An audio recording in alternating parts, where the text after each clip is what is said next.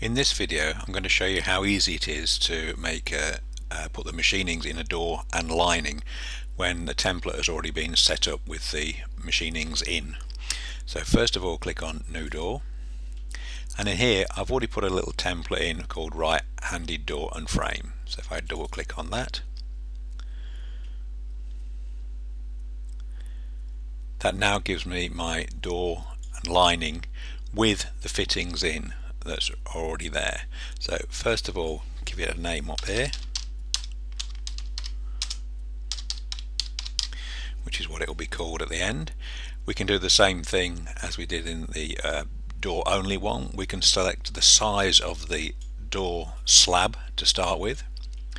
We can then say how the door slab is going to be machined or sized, and then we can say what the final size of the door slab will be, and the lining will adjust to that. So if I say here that we're going to go for 875 wide and we'll go for 2075, that has now taken off the difference between the 2100 and the 2075, and it's given us 12.5 millimeters either side.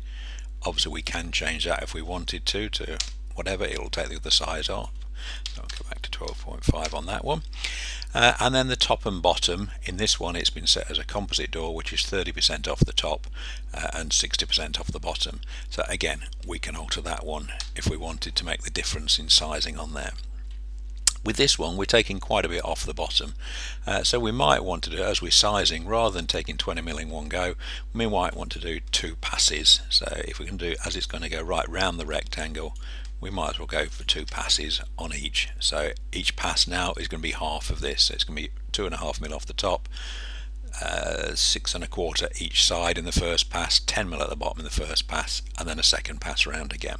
So we can decide how we want to machine that off there. If it's a plain blank door, just a flat door, then we'll leave it as here.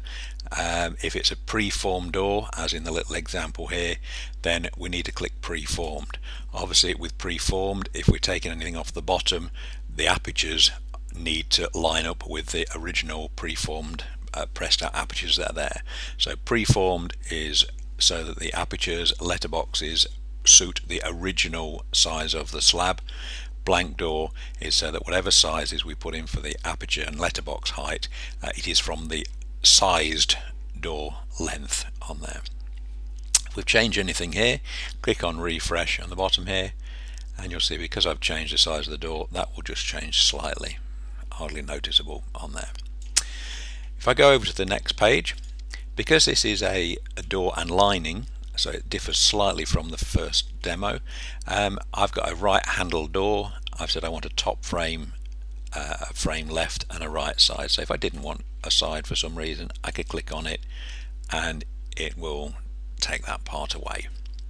Obviously I want both parts on here, so I'll put it back on again.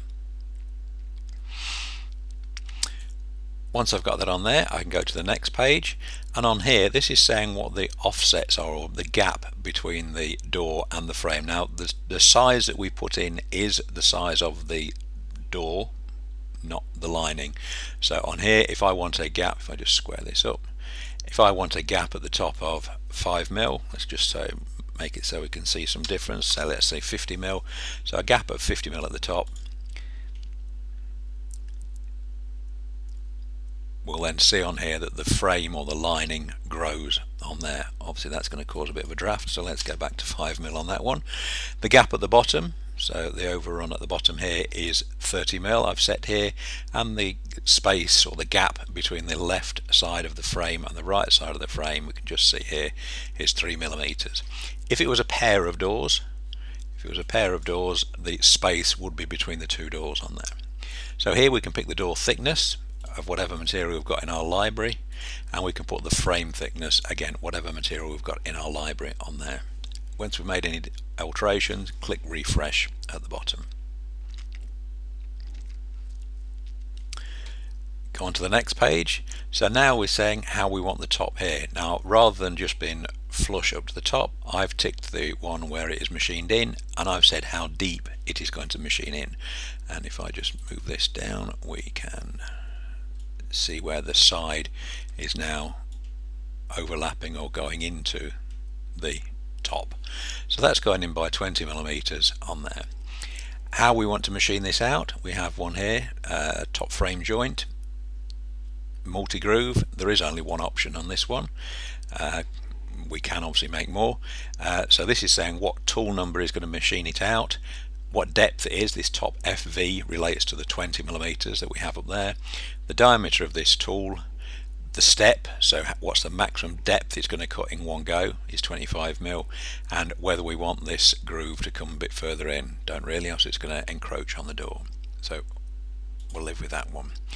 We've then got the frame lock plate, so where the door, if I just take that away, so where the door closer, if you want to call it that, or the frame lock plate is on there, we can adjust the height of those.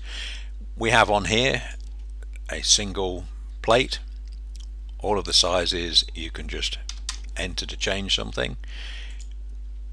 We have a deadlock, so it's not got a tongue on it here, and we have then the multi-lock one here. Now I've done one on here already, so what I've said on this one is that the center of this plate is going to be 1020 up. The distance between the bottom of that plate and the top of the second plate is 574. The top of that plate to the bottom there is 582, and because I've got a tick in there, those are the three pockets I'm going to get. If I wanted a five lock plate, I could tick the top and bottom ones again and make sure I enter the measurements that I want. I don't need that on this one.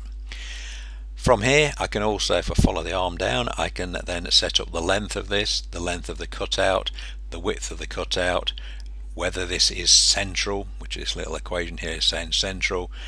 The B section is 2 millimeters deep, and the cutout for the latch is, the A section is 16 millimeters. The tool that's doing the A is 254, and according to this one, so it must be 5-axis machine. The one that's doing the B section is 106.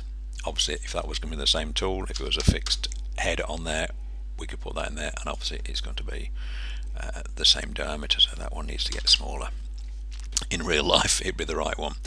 This is the maximum step, or the maximum depth it's going to cut in one go. So where this is 16 millimeters deep, I've said my maximum is 15, so it's going to divide that 16 by 2. It won't do a 15 plus a 1. It'll look at the 15 into 16, so that won't go as one pass, so it will just divide it equally into the amount I've got on there.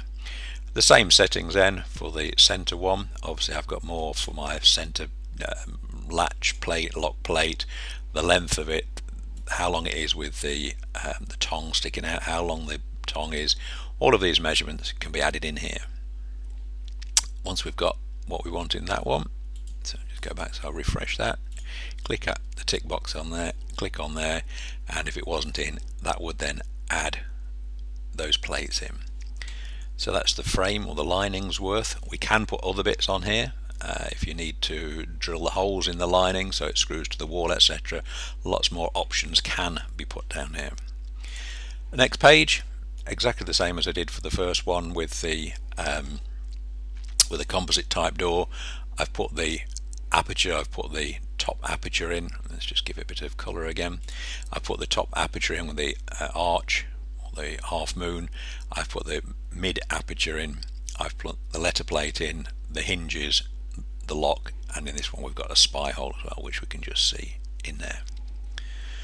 So if I just move this about, give it full colour, we'll just tilt it a little bit, and if I take the colour away from it, we can then see that the hinges, the lock plates, etc., if I open this door and close it, the hinges and lock plates all line up with each other on there. So even if I went back and said that the lower overhang was 100 millimeters, click on there, so the bottom is 100 mil, that will jump down. The hinges and the lock plate are still in line on there.